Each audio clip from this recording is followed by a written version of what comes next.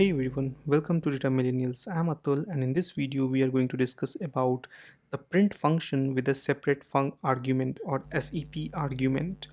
So in Python, the print function uses a keyword argument named as SEP, and this SEP is used to specify the string which we need to insert between two different or more than two different items.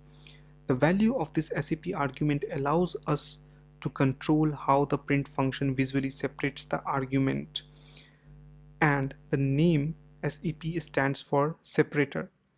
And by default, the print function places a single space in between the item that is getting printed. So by default, the value of separator is a blank string, and this blank string is a string that contains a single space. So let's see how this separator works. Okay, so if I have two variable, let's say variable 1 equal to 10 and variable 2 equal to 20.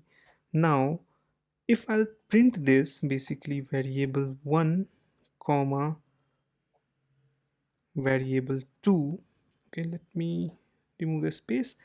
Now if I print this, you will see that you have 10, a white space, and 20 printed out over here. What if we'll use the SEP argument in our print function? Then what will happen? If I simply put var1 comma var2, and then I'm going to put SEP equal to a single quote, and let's print it again. Okay, sorry, let's put var2. Now you do not have any white space over here because we have not given any white space over here. So let's give two white spaces over here.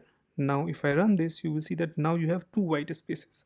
In case if you want to put comma or anything else as a separator, you can put it over here, and if you run it, then you will see that this separator helps you to put that value which you had given in the separator argument between two variable or two statements. So the first output over here shows the print default method of using the single space between two items, while the second output shows the print method using a dash or 3 or 4 time dash between two items.